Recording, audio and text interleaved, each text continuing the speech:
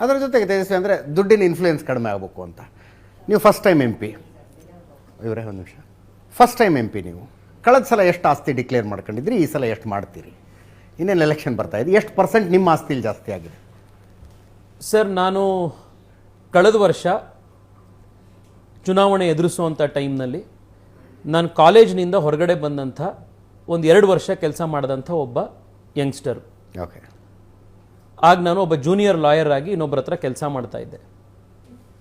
ನನ್ನ ಒಟ್ಟು ಆಸ್ತಿ ನಾನು ಹೋದ ವರ್ಷ ಡಿಕ್ಲೇರ್ ಮಾಡ್ಕೊಂಡಿದ್ದು ಸುಮಾರು 13-13.5 ಲಕ್ಷನೋ ಏನೋ. ನಾನು ಇಡೀ ಕರ್ನಾಟಕದಲ್ಲೋ ಅಥವಾ ಇಡೀ ದಕ್ಷಿಣ ಭಾರತದಲ್ಲೋ ಅತ್ಯಂತ ಕಡಿಮೆ ದುಡ್ಡಿದ್ದಂಥ ಒಬ್ಬ ಕ್ಯಾಂಡಿಡೇಟ್ ಆಗಿ ನಾನು ಹೋದ ವರ್ಷ ಇದ್ದೆ. ಅವಾಗಲೂ ನನ್ನ ಹತ್ರ ಯಾವುದೇ ಚರಾಸ್ತಿ ಇರಲಿಲ್ಲ, ಅವತ್ತು ಯಾವುದೇ ನನ್ನ ಹತ್ರ ಚಿರಾಸ್ತಿ ಇರಲಿಲ್ಲ. ಇವತ್ತು ಕೂಡ 5 ವರ್ಷ MP ಆದ ನಂತರದಲ್ಲೂ ನನ್ನ ಹತ್ರ ನನ್ನ ಹೆಸರಲ್ಲಿ ಒಂದು ಬೈಕು ಇಲ್ಲ, ಕಾರು ಇಲ್ಲ, ನನ್ನ ಹತ್ರ ಯಾವುದೇ ಮನುವೇನೂ ಇಲ್ಲ, ಯಾವುದೂ ಇಲ್ಲ. ಆಮೇಲೆ ನಾವೇನೋ ಬೇರೆ ಇನ್ನೊಬ್ಬರ ಹೆಸರಲ್ಲಿ ರಾಜಕಾರಣ ಮಾಡುವಂಥ ಅಥವಾ ಇನ್ನೊಬ್ಬರ ಹತ್ರ ಬೇನಾಮಿ ಆಸ್ತಿಗಳು ಮಾಡುವಂಥ ರಾಜಕೀಯದ ಗೋಜು ನನ್ನ ಹತ್ರ ಬಂದಿಲ್ಲ. ಓಕೆ.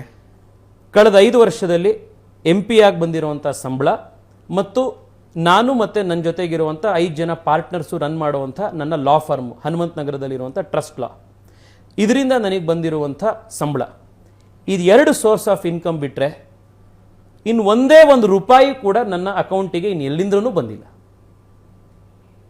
ಸುಮಾರು 1-1.5 ಕೋಟಿ ಸೇವಿಂಗ್ಸು ಕಳೆದ 5 ವರ್ಷದಲ್ಲಾಗಿದೆ. ಹೆಚ್ಚು ಕಡಿಮೆ ಅಷ್ಟನ್ನು ನಾನು ಡಿಕ್ಲೇರ್ ಮಾಡ್ತೀನಿ. ನನ್ನ ಅಫಿಡವಿಟ್ ಫಿಲ್ ಮಾಡೋದು ಭಾಳ ಈಸಿ ಸರ್. ಆ ಕಾಲಮ್ನಲ್ಲಿ ಯಾವುದೇ ಕೇಳಿದ್ರು ಮೂವೇಬಲ್ಲು, ಇಮೂವೇಬಲ್ಲು, ಗೋಲ್ಡು, ಜ್ಯುವೆಲ್ರಿ, ಬುಲಿಯನು ಎಲ್ಲದಕ್ಕೂ ನಿಲ್ ಅಂತ ಬರ್ಕೊಂಡು ಹೋದರೆ ಮುಗದೇ ಹೋಯ್ತು. ಕಳೆದ 5 ವರ್ಷದಲ್ಲಿ ನಾನು ಗಳಿಸಿರೋದು ಭಾಳ ಹೆಮ್ಮೆಯಿಂದ ಹೇಳ್ತೀನಿ, ನನ್ನ ಕ್ಷೇತ್ರ ಜನರ ಪ್ರೀತಿ. ಇವತ್ತು ಯಾವುದಾದ್ರೂ ಒಂದು ಟ್ರಾಫಿಕ್ ಸಿಗ್ನಲಲ್ಲಿ ನಾನು ನಿಂತ್ಕೊಂಡಿದ್ರೆ ನನ್ನ ಕಾರ್ ನೋಡಿದ್ರೆ ಎಷ್ಟೋ ಜನ ಬಂದು ನಮ್ಮನ್ನು ಮಾತನಾಡಿಸ್ತಾರೆ, ಸರ್ ಚೆನ್ನಾಗಿದ್ದೀರಾ ಅಂತಾರೆ, ಒಂದು ಆಶೀರ್ವಾದ ಮಾಡೋಗ್ತಾರೆ. This is what I have earned.